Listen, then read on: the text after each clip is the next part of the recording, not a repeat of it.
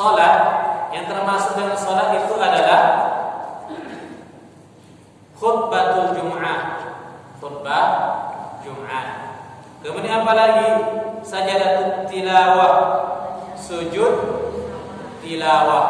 Ketika seseorang dia membaca ayat-ayat, ada 15 tempat di dalam Al-Quran yang ketika kita membaca ayat tersebut maka disuruh untuk sujud tilawah dengan membaca sajadah wajhiyah lilladzi khalaqahu wa sawwarahu wa syaqqa sam'ahu wa basarahu bihaulihi wa quwwatihi fatabarakallahu ahsanul khaliqin. Itu sujud tilawah. Biasanya kalau salat Jumat, pagi salat Jumat waktu subuh itu disunahkan membaca ayat sajadah. Alif lam mim as-sajadah. Ketika dia membaca ayat sajadah tersebut, kemudian langsung sujud. Ini sujud tilawah. Ya, namanya sujud tilawah. Baik ketika dibaca di dalam salat ataupun dibaca di luar salat. Ketika seseorang membaca Al-Quran, ada di dalam Al-Quran itu bentuk seperti mihrab. Ada nampak? Kadang kita jumpa di dalam Al-Quran itu bentuk seperti mihrabnya. Tanda bentuk seperti mihrab itu adalah menunjukkan ayat itu adalah ayat sajadah.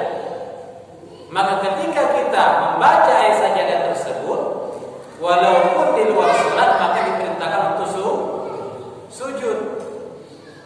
Diperintahkan untuk sujud. Ya. Tetapi ketika kita mau sujud disunahkan, disyaratkan.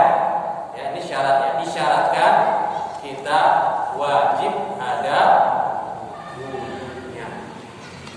Wajib ada wudu. Cara sujud tilawah bagaimana? Kita mesti takbir Allahu Akbar kemudian sujud. Dalam sujud barulah dibaca sajadah wajhiyah allati khalaqa wa sawwara wa syaqqa sam'ahu wa basarahu bihamdihi wa quwwatihi fatabarakallahu ahsanul khaliqin. Sebanyak tiga kali. 3 kali dibaca baru dia duduk. Assalamualaikum warahmatullahi. Ya, itu cara sujud tilawah. Ketika menjumpai ayat tilawah yang ada gambar mihrabnya.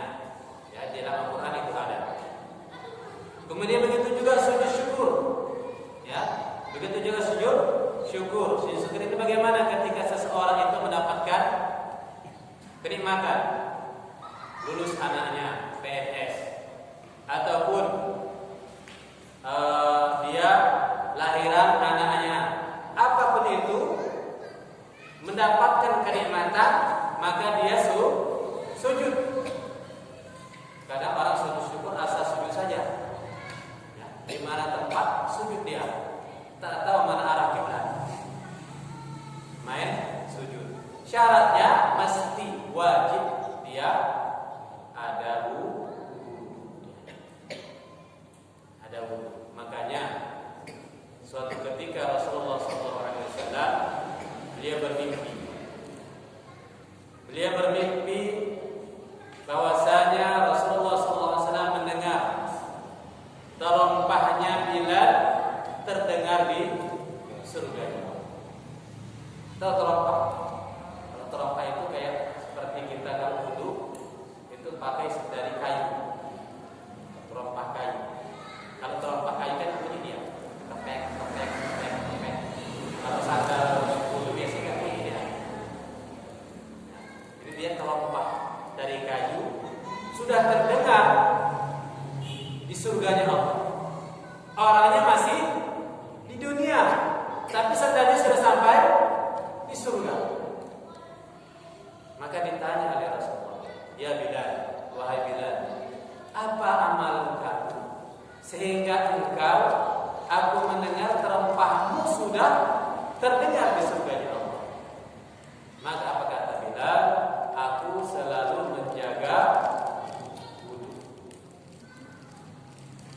Bilal tak pernah terlepas daripada berwudu. Lepas dia berwudu kemudian dia pun salat 2 rakaat. Salat 2 rakaat. Baik salat sunat mutlak atau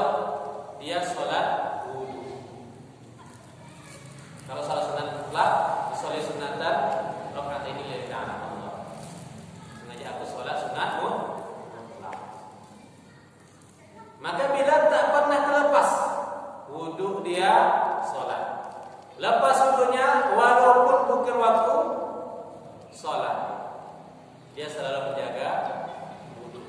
Makanya kita jaga terus wudu kita. Ya, orang yang terjaga wudunya itu adalah orang yang suci. Ya, selalu menjaga kesucian dirinya. Dan juga tawaf. Tawaf itu apa? Itu mengelilingi Ka'bah. Kenapa? Kata Rasulullah SAW, at-tawaf salatun illa anna Allah hada fihi al-kalam. Faman takallama fala yatakallamu illa bi khairin. Tawaf itu seperti salat. Tawaf itu seperti salat. Akan tetapi dalam tawaf kita boleh berbicara. Kawan kita misalnya, istri kita yang jauh-jauh, istrinya jauh, boleh ketika tawaf, ya, ketika tawaf dia boleh berbicara, tetapi sama seperti sholat dia wajib berwudu. Makanya seorang yang sedang tawaf dia batal wudunya, maka dia wajib kembali wudu lagi, tetapi disambung. Misalnya tadi tawaf itu berapa keliling? 7 kali keliling. 3 kali keliling batal wudunya. Ya, batal wudunya. Kemudian dia pun ambil wudu, kemudian dia sambung lagi yang 3 tadi. Mulai dari tentang dengan Hajarul Aswad. Maka dia sambung yang keempatnya. Maka tawaf juga wajib berwudu. Baik tawaf wudu ataupun tawaf wada, ataupun tawaf ifadah, ataupun tawaf yang di dalam rukun haji, ataupun di dalam rukunnya umrah. Itu wajib semua berwudu ketika tawaf. Berbeda dengan sa'i. Sa'i itu antara Safa dan Marwah, itu walaupun dia dalam keadaan haid, wanita yang dalam keadaan haid boleh melakukan sa'i antara Safa dan Marwah. Makanya ketika saya berapa kali bawa jemaah umrah, maka saya sampaikan kepada ibu-ibu ketika di Madinah, bagi ibu-ibu yang sedang dalam keadaan halangan atau pas ketika kita ke Mekah itu dalam keadaan halangan, maka ada tipsnya. Ada tipsnya supaya tidak keluar ketika mau melaksanakan tawaf. Tahu kayu siwak? Kayu siwak untuk bersuci. Kayu siwak itu direndam dengan air panas. Kayu siwak direndam dengan air panas, kemudian airnya diminum. Airnya diminum. Maka itu insya Allah bisa menghentikan haid walaupun sebentar. Karena kewajiban itu ketika tawaf. Ketika tawaf wajib dalam keadaan suci. Ketika mau berangkat ya, di Madinah, karena perjalanan dari Madinah menuju ke Mekah itu sekitar 5 sampai 6 jam.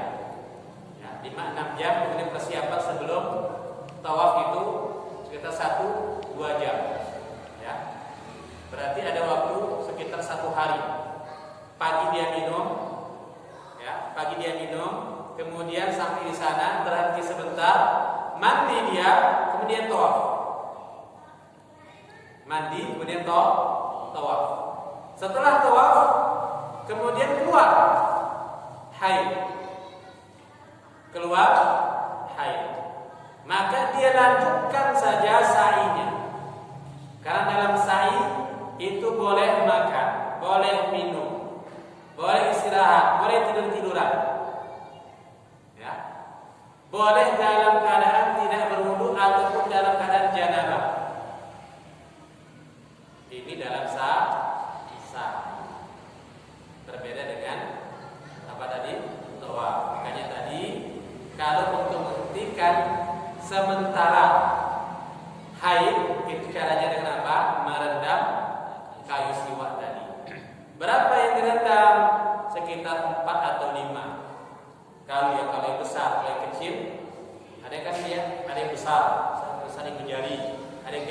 satu tumpukan direndamkan dalam air. Kayak mana rasanya? Ya rasakan. Dapat dari coba belum? Kalau saya belum, di sini sudah. Kalau saya nggak mungkin lah. Minumnya aja belum pernah. Kalau istri saya waktu kemarin berangkat, berhenti bentar, duduk, mandi, kemudian tawaf. Ya, ini juga saya dapatkan dari guru saya. Baik, kembali kita. Wa hamlul mushaf. Kemudian juga tak boleh bagi seseorang yang sedang berhadas itu memegang Al-Quran. Wa maswaratihi, memegang juga waraq ataupun kertasnya. Wa kadza jilduhu 'ala sahih, begitu juga kulitnya. Ya. Hamlu ini membawa, pegangnya Al-Quran, sedangkan dia dalam keadaan berhadas. Boleh tidak? Tak boleh. Begitu juga memegang kertasnya, memegang kertasnya, itu juga tak boleh. Kenapa? Karena kata Allah Subhanahu wa taala, la yamassuhu illa al-mutahharun. Tak boleh menyentuh Al-Quran itu kecuali orang yang dalam keadaan suci. Kalau dia tak suci, boleh tak dipegang? Tak boleh. Ini sekarang orang kafir memegang Quran, menghina-hina Al-Quran. Dia jelek-jelekan Al-Quran. Macam-macam sekarang. Ya. Ini kita suci, sebagaimana kita sampaikan kemarin. Imam Ahmad, beliau difitnah, di penjara disebabkan kenapa? Karena beliau disuruh oleh khalifah ketika itu, ya, untuk mengatakan bahwasanya Al-Quran ini adalah makhluk. Supaya Imam Ahmad mengatakan Al-Quran ini adalah makhluk, tetapi Imam Ahmad tidak mau mengatakan hal itu. Kenapa? Bila beliau mengatakan Al-Quran itu adalah makhluk, maka orang-orang yang setelah beliau akan mengatakan, oh sandarannya ada siapa? Imam Ahmad yang mengatakan Al-Quran itu adalah makhluk. Kalau Al-Quran itu adalah makhluk, berarti dia sama seperti kita, boleh dirubah. Bukan kalamullah yang tak boleh dirubah-rubah. Karena Al-Quran itu adalah kitab suci yang diturunkan Allah Subhanahu wa taala. Inna nahnu nazzalna dzikra wa inna lahu lahafizun. Kami, kata Allah, yang menurunkan Al-Quran itu. Wa inna lahu lahafizun, dan Allah sendirilah yang memelihara Al-Quran. Bagaimana cara Allah memelihara Al-Quran? Bagaimana caranya? Dengan walaqad yassarna al-Qur'ana lidzikra fahal min muddakir.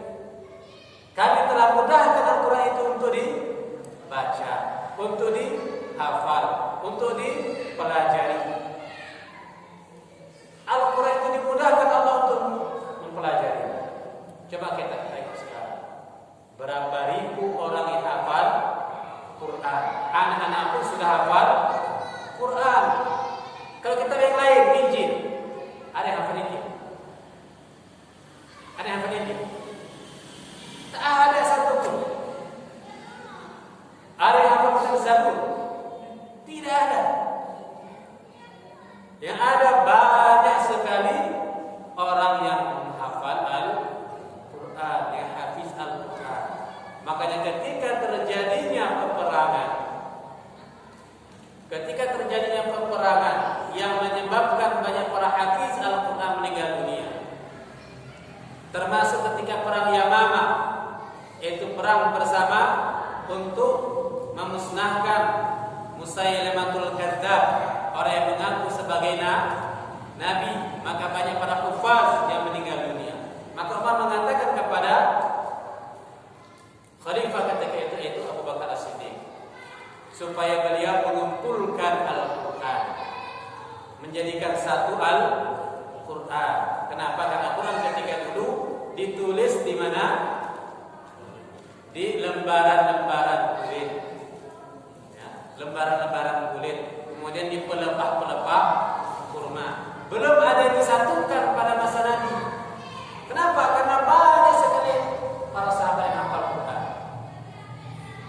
Sahabat itu rata-rata semuanya hafal Quran, para penghafal Quran. Tapi ketika banyak para sahabat yang hafal Quran itu meninggal dunia, maka dianjurkanlah oleh siapa? Umar untuk mengumpulkan Al-Quran menjadi satu. Mengumpulkan Al-Quran menjadi satu. Masa Nabi belum ada Quran seperti kita. Tidak ada Quran seperti kita, satu. Berserak-serak.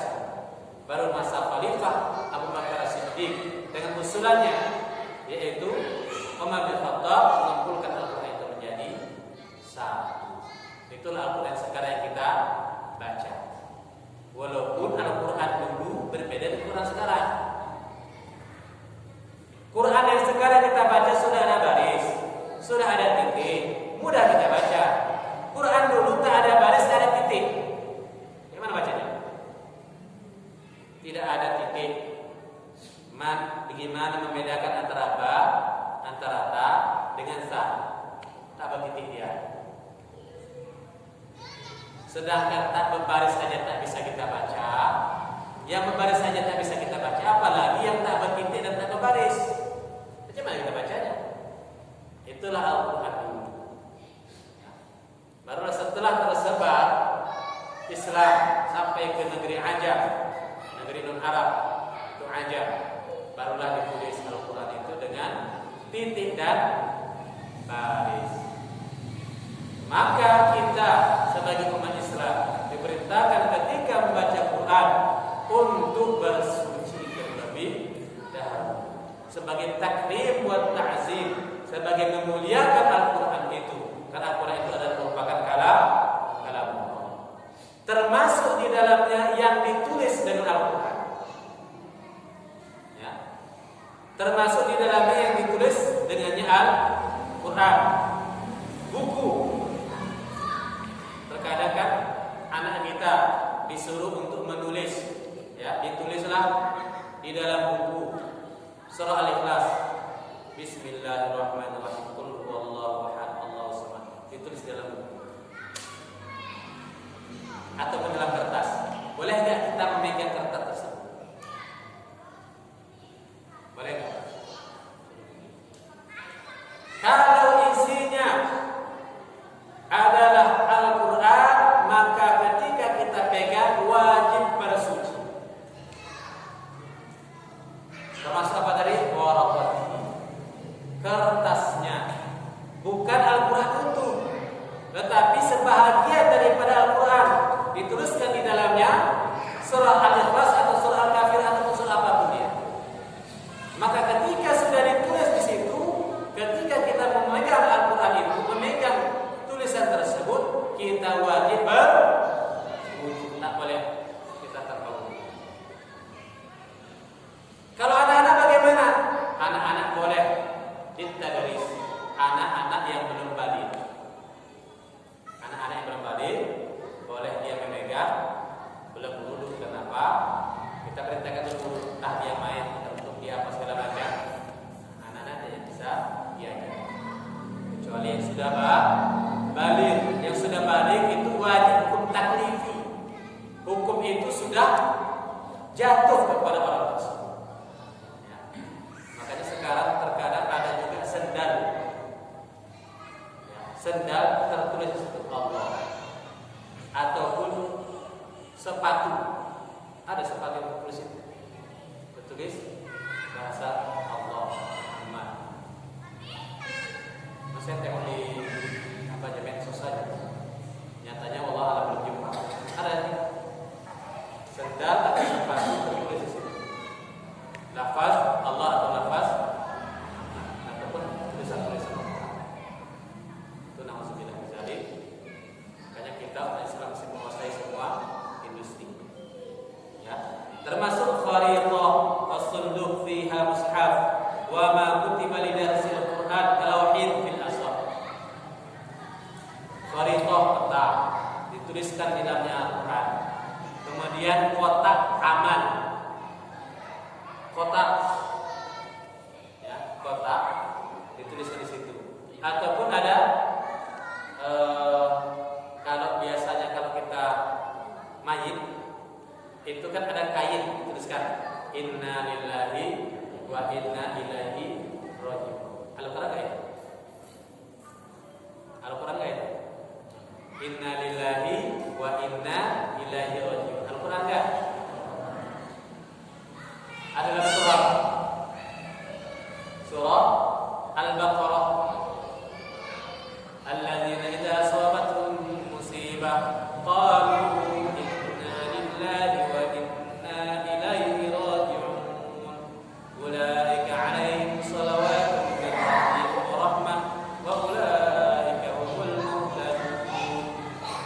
Di kain penutup jenazah dituliskan inna lillahi wa inna ilaihi raji'un.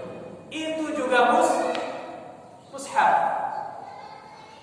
Ketika kita pegang kain tersebut, maka wajib berwudu. Begitu juga yang ditulis di papan tulis. Ditulis di papan tulis, makanya ketika kita menulis Al-Quran wajib dengan wudu. Mushaf Madinah itu ditulis oleh satu orang. Itu bukan dicetak. Mushaf Madinah, Quran Madinah kalau kita bawa, ya kita bawa Al-Quran habis umroh, kita pergi ke percetakan Quran atau pergi ke museum Quran, itu akan dibagi satu Quran. Dan semua Quran yang kita baca di Masjidil Haram atau Masjid Nabawi itu cetakan Madinah semua. Itu ditulis oleh satu orang. Usman Toha.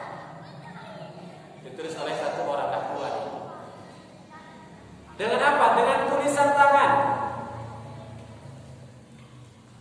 Bukan dengan komputer. Tapi ditulis dengan tulisan tangan. Barulah dicetak, diperbanyak. Ada Quran Indonya.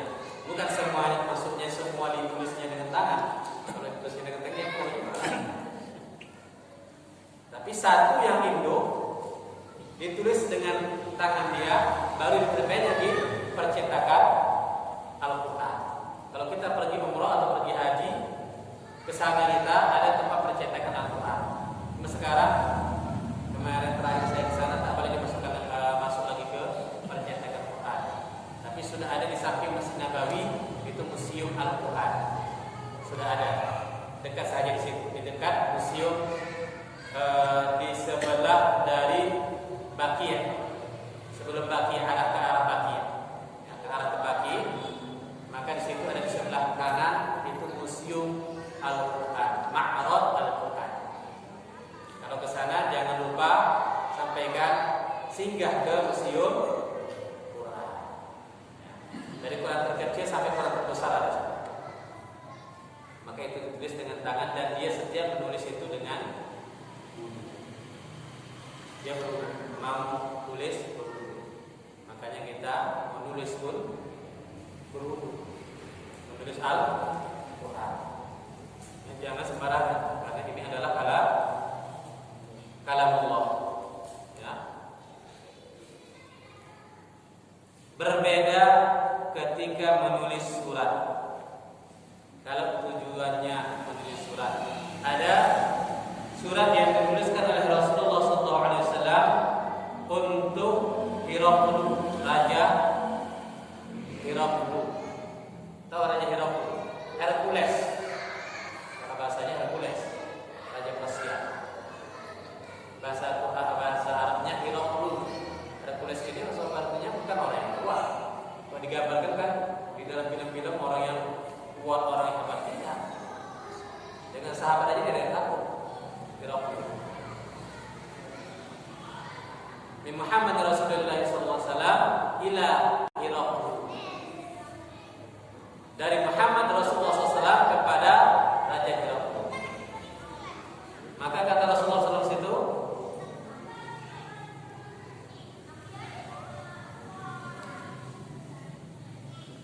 dituliskan ila kalimatin sawa'in bainana wa bainakum alla na'budu illallah. Ya ahlul kitab, wahai ahli kitab, marilah sama-sama kita ke dalam satu kalimat yang sama antara kami dan kamu. Itu ditulis oleh Rasulullah SAW di dalam kitab. Itu di dalam Al-Quran itu ada. Tetapi di dalam penulisan Al-Quran, Al-Risalah, surat itu tidak mengapa. Kalau tujuannya khusus surat tidak berwudu ketika memegangnya. Maka Rasulullah SAW tidak menyuruh untuk orang yang memegang suratnya itu untuk berwudu. Tetapi untuk tadris, untuk pembelajaran itu dia diperintahkan untuk berwudu. Ya. Kalau HP mana? Kalau Quran kita kan ada di dalam HP kita ada Quran kan? Ada kita download Quran. Pegang HP yang ada Quran. Wajib gak kita misalnya habis mendownload di Play Store aplikasi Quran, ya, aplikasi Quran. Kemudian kita bawa HP itu, wajib gak kita berwudu? Wajib gak kita berwudu? Nah, ini sambungannya.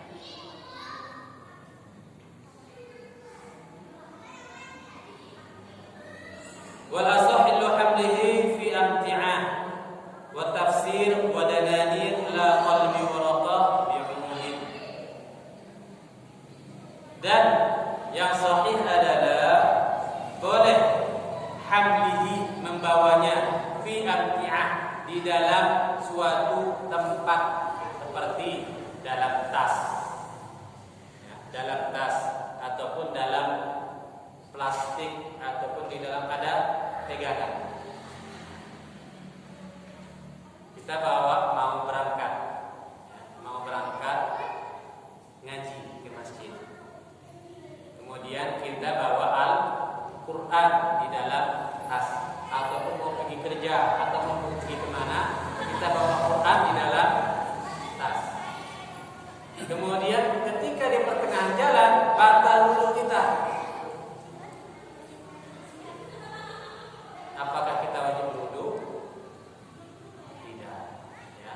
Kalau yang di dalam artinya di dalam suatu tempat itu boleh. Ya. Buat tafsir begitu juga tafsir Al-Quran. Tafsir itu boleh kita memegang kata wudu. Yang termasuk dalam tafsir apa? Terjemah Quran. Kan ada Al-Quran terjemah. Al-Quran terjemah kita baca tanpa wudu boleh. Al-Quran terjemah kita baca tanpa wudu boleh.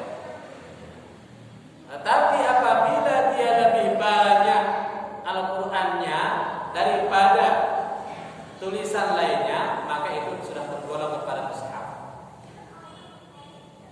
Banyaknya dari segi apa? Dari segi huruf. Dari segi hurufnya. Lebih banyak hurufnya yang Al-Quran atau hurufnya yang Latin atau huruf tafsirnya. Apabila lebih banyak tulisan lainnya selain Al-Quran, maka itu boleh diambil. Ini misalnya kita mau pergi dulu jauh, sedangkan kita mau baca Quran, maka ambillah terjemah. Yang tergolong itu juga termasuk apa tadi? HP cuma Quran juga. Di dalamnya ada banyak. Ada banyak kandungan di dalam HP. Termasuk juga yang di dalam HP. Jadi kalau kita mau pergi ke toilet, bawa HP yang ada Quran boleh, tapi jangan pula ketika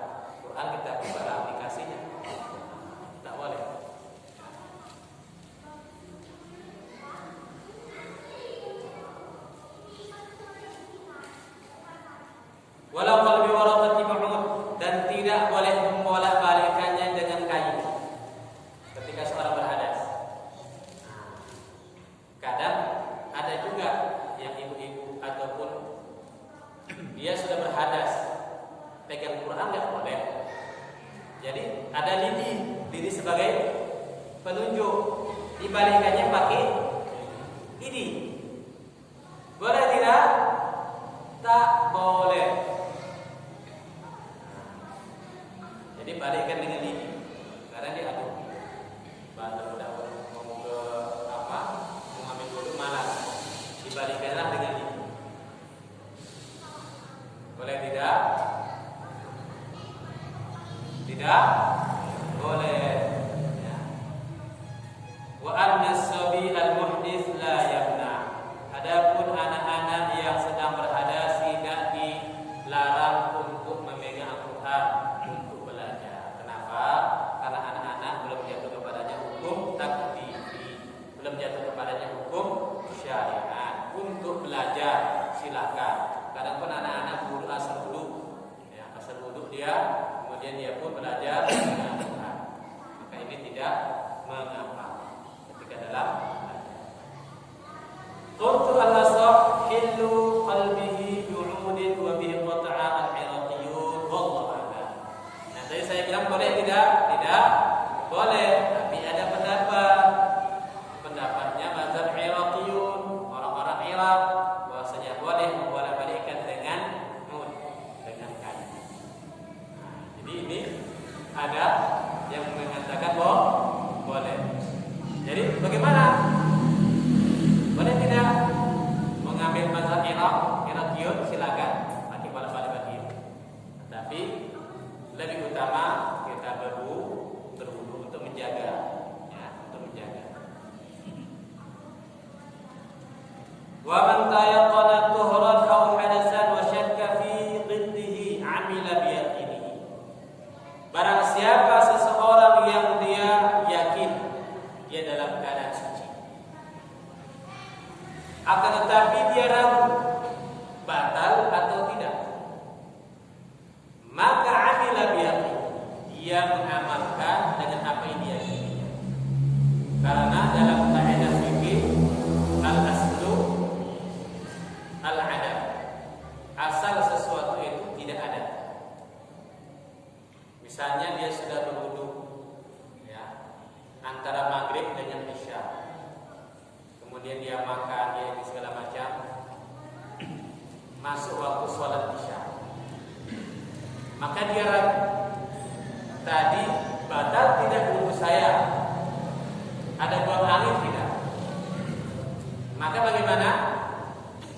Al-aslu al-adam, asal sesuatu tidak ada, maka dia menyatakan tidak buang angin, tidak batal, kembali ke asalnya, dia masih ada wudunya, kemudian dia sholat tanpa wudu itu sah.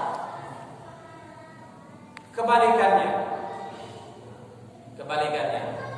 seseorang yang dia ragu apakah dia tadi sudah berwudu atau belum. Misalnya mau berangkat ke masjid, kita sampai masjid lupa dia, tadi dah wudu belum sampai rumah tadi. Maka bagaimana? Dah berwudu atau belum? Al-aslu al-adam, asal sesuatu tiada, berarti belum berwudu.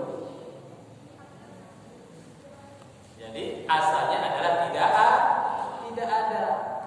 Begitu juga ketika seorang ragu yang dia sholat, sama ada dia 2 rakaat atau 3 rakaat, maka al-aslu al-adam, yang 3 rakaat ini dianggap tidak ada, berarti yang diambil adalah 2 rakaat. Apabila dia ragu 3 atau 4, maka diambil berapa?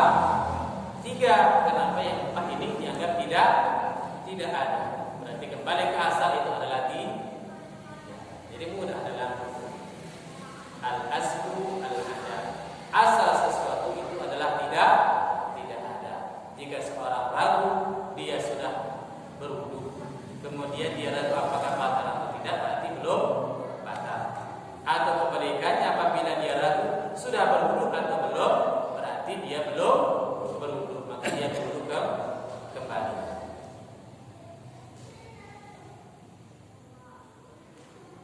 Falau tayaqanatu wajhil as-sabiq qadidna ma qablahu fil asar. Walaupun jikalau dia beryakin, ya, yakin dia sudah berwudu wajhil as-sabiq dan dia lupa yang tadi sudah buang angin atau belum, sudah batal atau belum, maka amila qablaha, yaitu dia mengamalkan yang sebelumnya itu masih dalam keadaan fasal.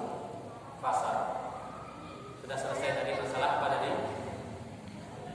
Masalah kita bahas yang diharapkan ketika soal itu berhadas. Yaqdimu dakhilal khala yasaruhu wal kharij yamin. Ini dalam permasalahan masuk dalam WC, masuk dalam toilet. Disunahkan seseorang yang dia masuk ke dalam toilet, yaitu mendahulukan yasar, mendahulukan kaki kirinya dan kemudian keluar dengan kaki kanan. Berdasarkan daripada hadis Rasulullah SAW, man dakhala al-khala.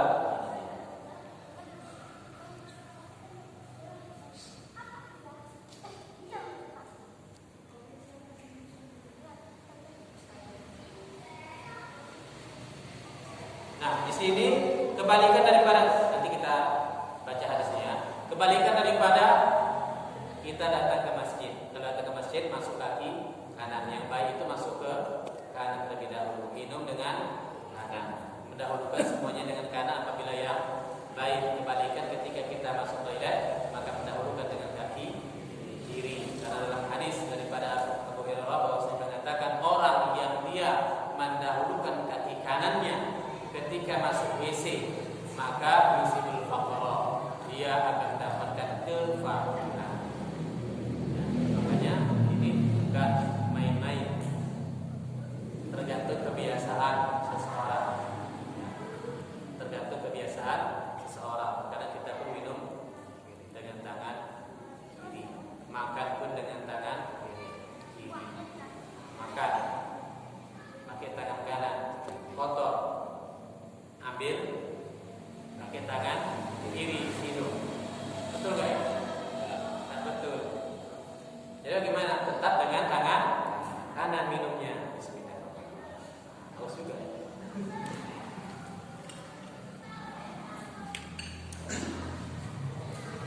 Jadi minum tetap dengan tangan kanan. Segala yang baik-baik itu dimulai dengan tangan kanan, ya. Jadi tak boleh dengan tangan kiri. Ada terkadang orang yang kidal. Kalau cebok dengan tangan apa? Kiri. Ada cebok dengan tangan kanan? Bahaya. Cebok langsung dia makan. Masuklah semua. Apalagi sekarang ini dalam masa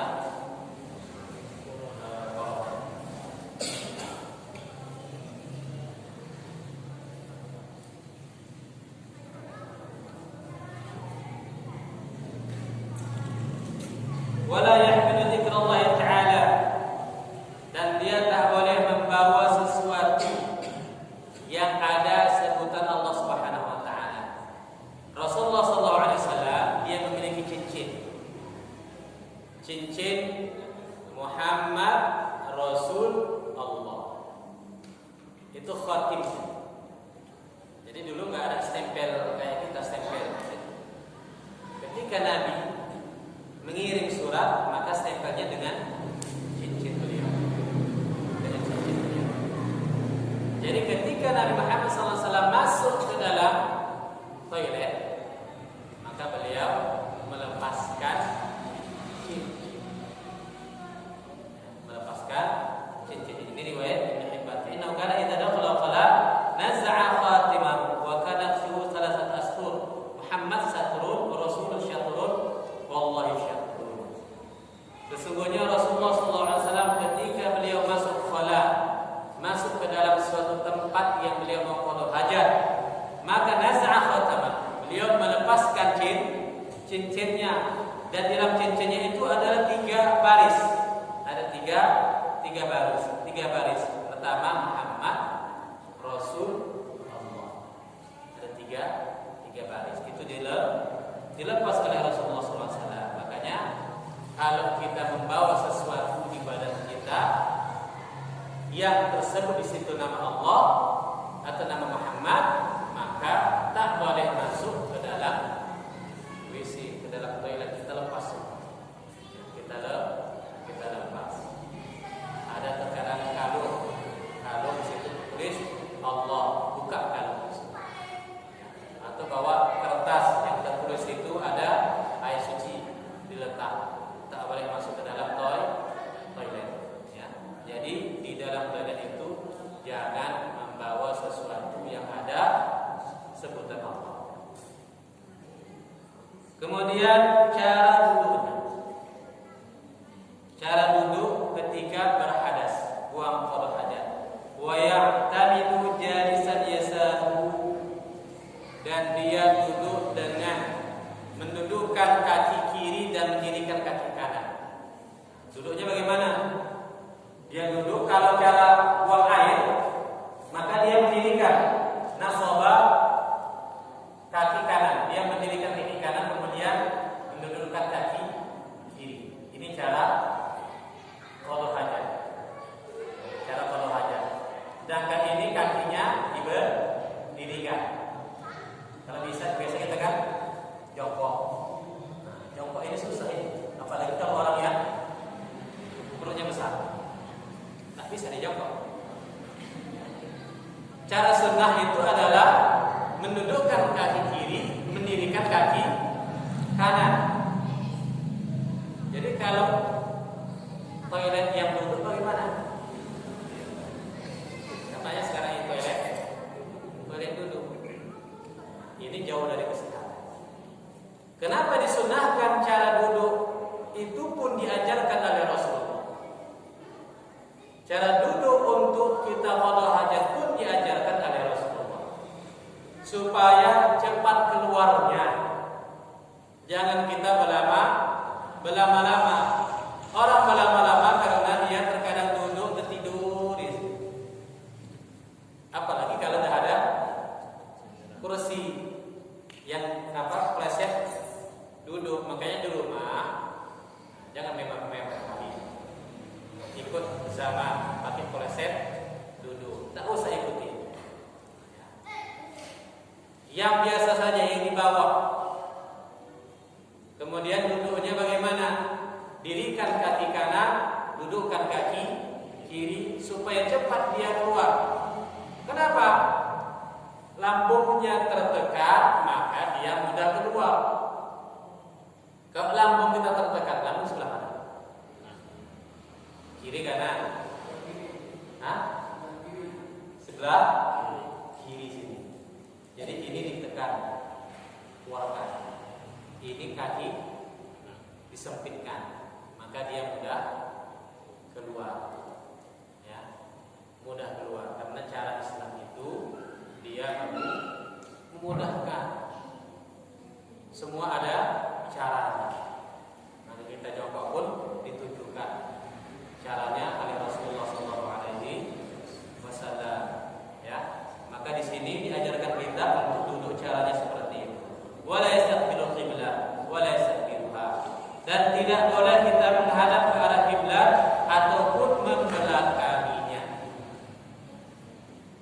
Jadi WC, kloset WC itu ketika membuat jangan menghadap ke arah kiblat ataupun membelakanginya. Jadi mesti ke arah mana? Selatan ataupun utara arahnya, ataupun dimerengkan, dimerengkan. Ya. Ini berdasarkan daripada hadis Rasulullah SAW.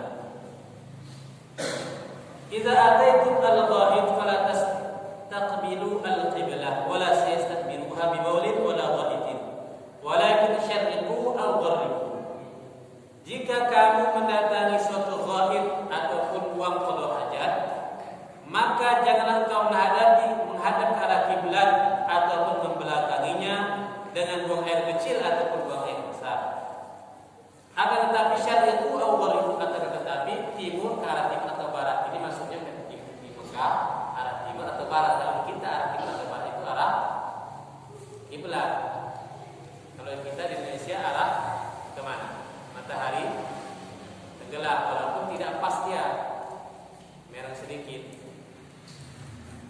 Jadi ke arah selatan ataupun ke arah utara. Ya. Akan tetapi di sini diharapkan menghadap ke arah kiblat atau membelakanginya itu adalah ketika seseorang berada di sahra.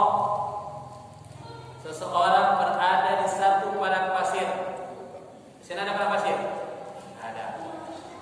Yang masuk sahra ini juga adalah di tempat terbuka. Di tempat terbuka ataupun seperti di sungai. Kalau di kampung-kampung biasanya orang kalau haji itu pergi dia ke sungai. Kalau di sini aja. Namun kalau coba pergi ke sana, pergi ke jalan ke arah Padang. Di arah ke arah Padang, tengok orang buang air semuanya di sungai. Di Purba itu mana ada WC? Tiga orang ke sungai. Yang ada berjajar pagi-pagi dan berjajar langsung. Tiba-tiba lewat pergi. Jadi tak boleh ketika kita buang air kalau hajat di sungai itu menghadap ataupun belakangi kiblat. Tapi kalau di rumah yang tertutup, boleh tidak? Boleh. Yang tertutup, ini boleh. Ya. Kenapa? Ini ada satu hadis lagi. Ya. Hadis ini pada Jabir, nahan Nabi sallallahu alaihi wasallam an tustaqbala al-qiblah bi bawlin faraitu qabla an yaqudha bi'amin yastaqbiluha. Aku melihat Rasul Nabi Muhammad SAW melarang untuk menghadap ke arah kiblat ketika buang air. Maka aku lihat setahun ketika beliau menghadap ke arah kiblat.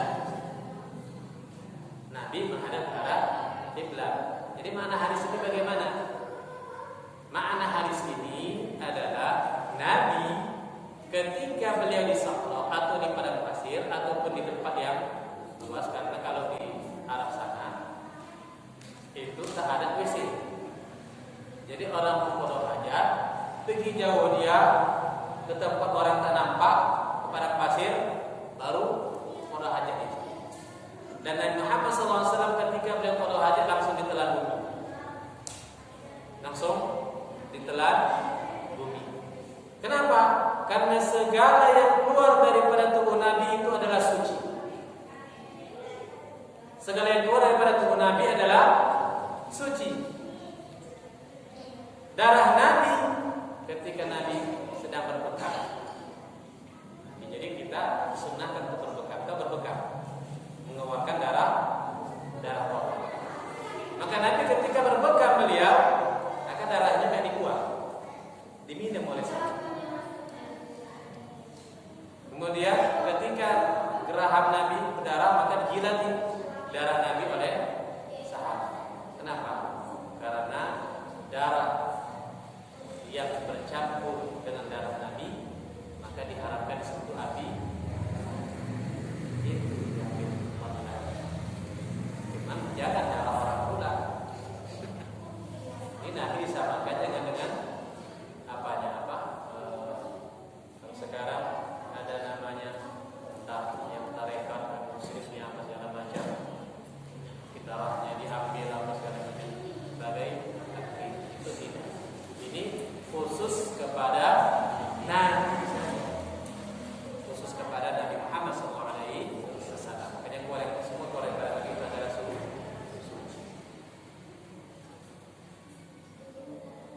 Nah, jadi tadi apabila di dalam ruangan yang tertutup tidak mengapa menghadap ataupun membelakangi kiblat. Tetapi kalau di ruangan terbuka maka tidak boleh menghadap atau membelakangi kiblat. Wa yab'ad wa yastatir, dan dia jauh daripada orang, kemudian ditutupnya, menutup diri. Kalau misalnya di sungai dibalik-balik, nah, balik-balik batu jangan tak nampak yang ke situ. Banyaklah, udah ada yang putih, ada yang hitam, ada yang kuning, macam-macam. Kita berbaris itu. Wala yaqulu fi ma'in rakid,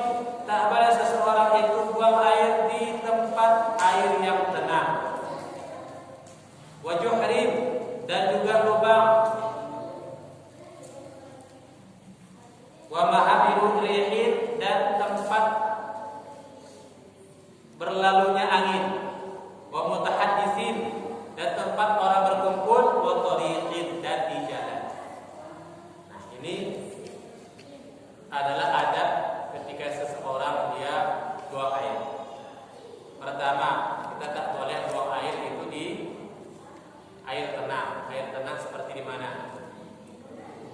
Kolam. Kadang kita mandi di kolam, kita sesat, dibuang itu. Buang situ. Mentang-mentang banyak airnya kan? Buang situ. Orang mandi lagi. Ada lagi situ, buangnya lagi. Ada lagi situ, buang lagi. Terminum orang. Mana rasanya? Semuanya jadi penyakit.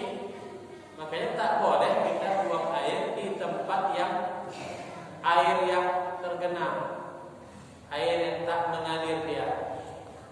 Jangan membuang sebarang membuang hajat kita. Ataupun di juhrin, ataupun di lubang. Lubang apa? Lubang apa saja? Lubang semut. Tak mana tahu semut lagi pesta di dalamnya itu. Tiba-tiba datang banjir bandang. Apa ini datang? Rupanya semut sedang ada pesta kawin. Dan bisa jadi tempat lubang-lubang itu adalah tempatnya jin. Bisa jadi tempat lubang itu adalah tempat jin. Fayuzihi, maka kita buang air di lubang tersebut terkena jin. Maka ini ada hadis Abu Ubadah.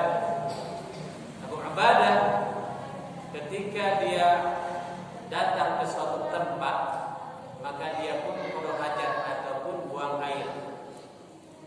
Rupanya di dalam lubang itu tinggallah jin. Maka jin ini pun dia memberikan racun kepada Abu Ubadah fayamut, dan dia pun meninggal dunia disebabkan oleh jin. Bisa tak orang meninggal dunia karena itu? Bisa. Terkadang ada orang yang sakit dibawa secara medis, tak tahu apa penyakitnya. Rupanya penyakitnya adalah disebabkan oleh perantaraan jin.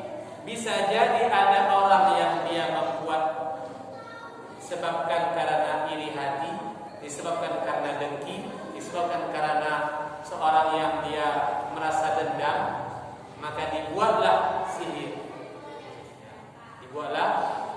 Dan ini semuanya adalah nyata.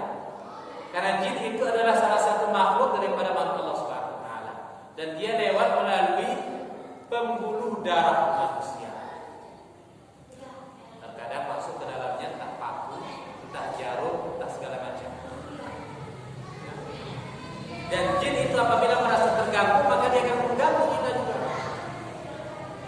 Jin apabila merasa dia terganggu, maka dia akan mengganggu manusia.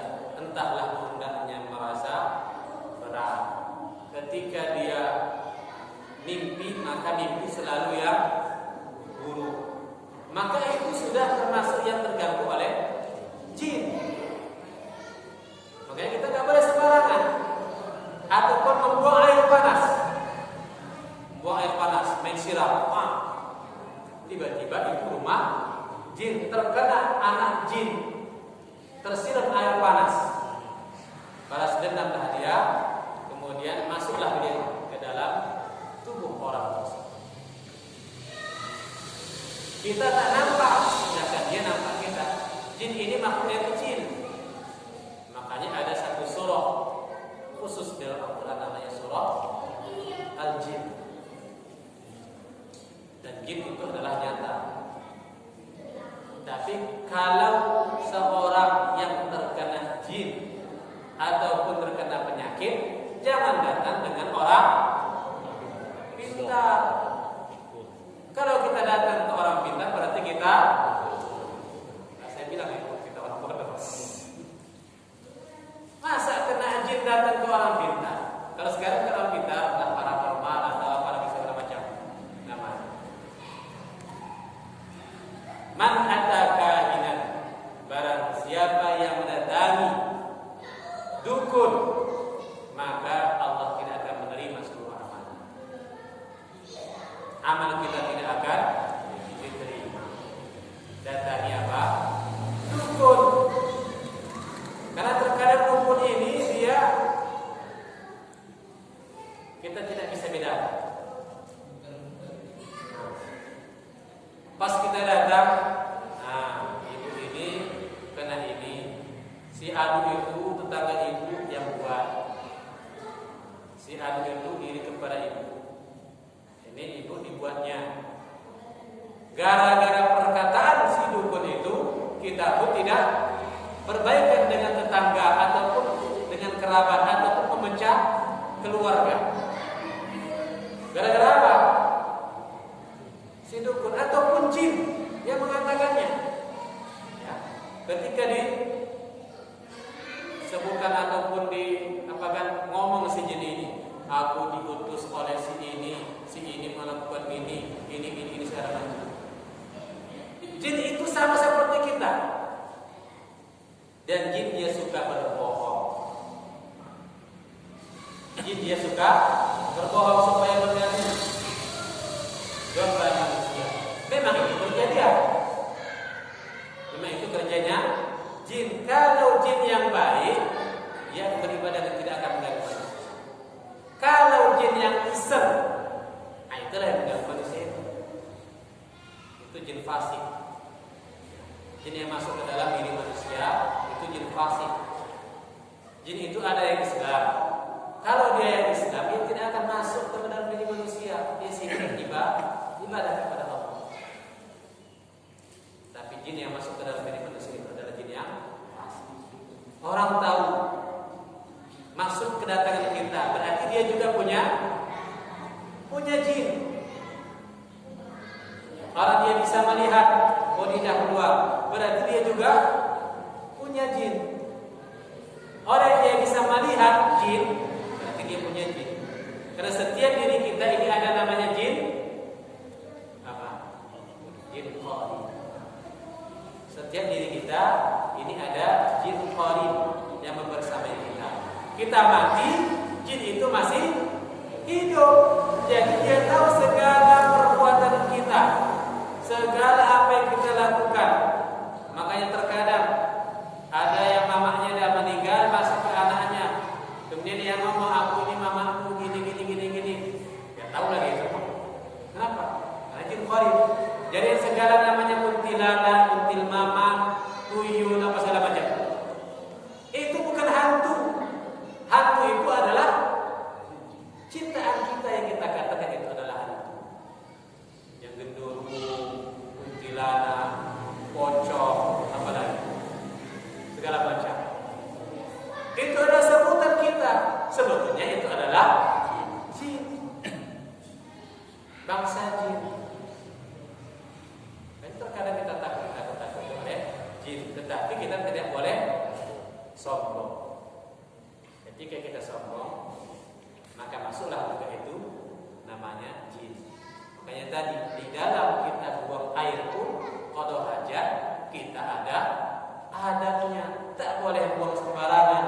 Entahnya lubang ular tiba-tiba masuk dia ditangkap habis. Kawan tak punya lagi. Atau punya lubang jin, kena masuk dia tersakiti, maka dia akan masuk ke dalam tubuh.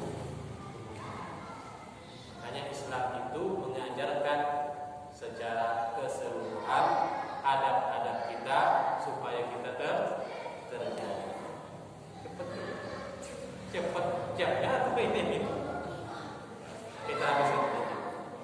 Gotorikin, mutahaddisin, tempat berlalu angin ataupun tempat orang mencakap, tempat orang berkumpul. Orang berkumpul ini terkadang ketika saya ke Mesir dulu, di dekat-dekat jembatan itu selalu bau pesing. Dari Mesir, pokoknya yang ada dinding bau pesing lah dinding.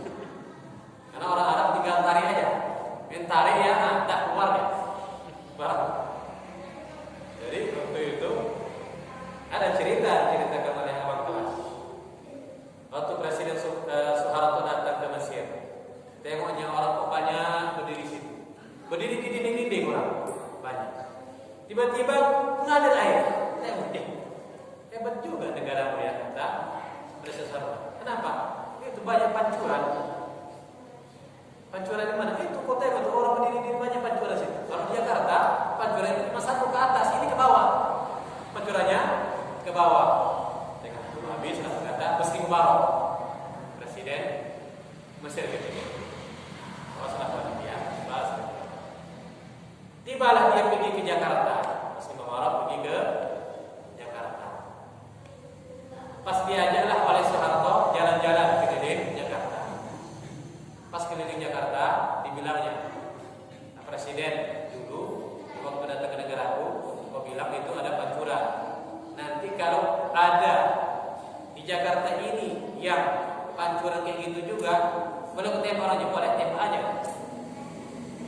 Pas dia jalan-jalan Jakarta, rupanya ada di balik jembatan orang sedang buang air.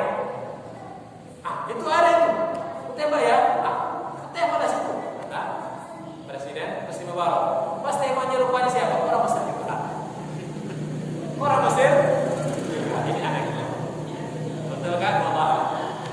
Kenapa? Karena saking banyaknya orang buang air di dinding, di tembok. Asal pantang nampak tembok, pokoknya lewat di Mesir itu pantang nampak tembok, bau berani, bau pesing, di sana, ya. Jadi sini tak boleh buang air di tempat-tempat berkumpulnya orang dan juga di jalan. Makanya anak-anak kita jangan kebiasaan yang kita biasakan. Apakah lagi anak laki-laki, mak, sesat tipis, langsung buka. Udah, bisa aja situ mau diparet, langsung dibuka aja. Cur mengalir. Jangan, ya. Jangan biasakan anak kita buang air di jalan. Laki-laki, perempuan buang air tak boleh berdiri. Semua jongkok. Jongkoknya pun diajarkan oleh Nabi. Jangan biasakan anak laki-laki kita kencing berdiri. Makanya ada istilah apa? Guru kencing berdiri, murid kencing berlari. Gurunya aja berdiri, apalagi muridnya. Makanya di situ dilarang jangan kencing berdiri. Ini diajarkan mulai dari anak-anak, jangan mudahkan segala urusan. Ya, mamanya sibuk, udah kencing aja sibuk di paret, tak boleh. Di tanaman, ya, di tanaman hidup. Tahta mutmirah, di bawah pohon yang sedang berbuah. Bawah pohon yang sedang berbuah, tiba-tiba pohonnya jadi pahit, kencing di pula situ. Ya, wala yatakallam, dan tak boleh berbicara-bicara di dalam WC, tak boleh nyanyi-nyanyi. Nah, ini kebiasaan ngetes lagu, nyanyi-nyanyi di toilet, tak boleh, ya. Wala yastanji bima'in fi majlisihi, dan dia tidak boleh beristinja dengan air yang di bawah cembuhannya. Wa yasabrihu minal bauli wa yaqulu anil quli. Itu masih panjang kan rupanya. Wallahu a'lam. Baik, seterusnya kita baca ada beberapa pertanyaan. Pertama, ini pertanyaan titipan. Seberapa besar kekuatan doa seorang istri, anak, orang tua untuk arwah orang yang sudah meninggal dunia? Dalam hadis Rasulullah SAW, "Idza mata ibnu Adam yanqata'a 'amaluhu illa bi salas." Jika seorang anak Adam itu meninggal dunia, maka terputuslah segala amalnya kecuali 3 perkara. Pertama apa? Shadaqatun jariyah, sedekah yang dia selalu mengalir. Dia berwakaf untuk masjid, dia berwakaf sajadah, dia berwakaf tanah, dia berwakaf batu, semuanya. Apapun itu, maka dia akan kekal. Itu namanya shadaqatun jariyah. Terus mengalir. Sumur Usman itu terus mengalir sampailah sekarang, dan itu masih ada sampai sekarang. Itu menjadi amal jariyahnya Usman radhiyallahu anhu. Yang kedua itu adalah ilmu yang tafi'i, ilmu yang bermanfaat, ilmu yang kita dan diajarkan kepada siapa saja, itu adalah amal jariah. Diamalkan oleh tersebut selama orang itu hidup, maka dia akan mendapatkan pahalanya. Kemudian yang ketiga, waladun sholih yad'u lahu, anak yang soleh yang mendoakan untuk kedua orang tuanya. Kalaulah orang lain ini paling teringat berapa hari? Itu pun kalau hari pertama, hari kedua, hari ketiga, kemudian seminggu, 40 hari, apalagi 100 hari, itu yang didoakan. Selain itu, mana ada teringat lagi orang? Ya ingat siapa? Anaknya yang selalu doa, Rabbighfirli wa liwalidayya warhamhuma kama rabbayani shaghira. Itu dia baca setiap kali sholat, maka orang tuanya akan diampunkan. Makanya di situ adalah waladun sholih yad'u lahu, anak yang soleh yang selalu mendoakan. Kalau dia tak punya anak bagaimana? Tak ada yang mendoakan, walaupun dia bukan anak kandung ataupun anak angkat ataupun anak umur, tak ada anak didik. Teringat selalu dulu, Rabbighfirli wa liwalidayya warhamhuma kama rabbayani shaghira. Kemudian walijaddina walijaddatina walimuallimina waliasatidina, untuk orang tua, untuk kakek, untuk guru-guru kami, masuk semua. Itu termasuk juga waladun sholih yang selalu teringat kepada mereka walaupun mereka sudah meninggal dunia. Gimana hukumnya buat anak yang belum sunat, sudah dewasa, anak itu punya kekurangan atau sindrom? Bagi anak-anak ataupun ketika dia sudah dewasa tapi dia punya penyakitnya ini, kalau Down syndrome ini dia kayak autis ya, penyakit autis, atau dia merasa dirinya masih anak-anak aja, padahal dia sudah balik. Nah ini pun ada kadar, ada tingkatan Down syndrome-nya. Ada yang dia terus-terusan, ada yang dia cuma sewaktu-waktu. Nah, kalau dia yang sewaktu-waktu ini, dia bisa diajarkan, maka dia tetap jatuh kepadanya hukum taklif, tetap jatuh kepadanya hukum sholat, tetap jatuh kepadanya hukum segala macam hukum di dalam Islam. Tetapi yang dia autis sama sekali dia tidak mengerti, berarti ini yang termasuk dengan zawal akal ataupun hilang akal. Dia tidak sadar apa yang dilakukan, dia hanya sadar ketika makan minum. Coba tengok orang gila ini. Orang gila dia cuma tahu makan, minum, tidur, apa lagi? Buang ini lah, buang aja. Itu yang kita. Yang lain tak tahu dia. Kalau orang gila ada ikan berbeda, mau apa dia? Kasih makan, dia minum. Seperti itu. Apabila seperti itu dia cuma tahu itu nafsunya saja, maka itu tidak jatuh hukum taklif, hukum syariat. Kemudian ketiga, gimana hukumnya membaca Al-Quran yang ada artinya sedangkan kita dalam keadaan wudhu.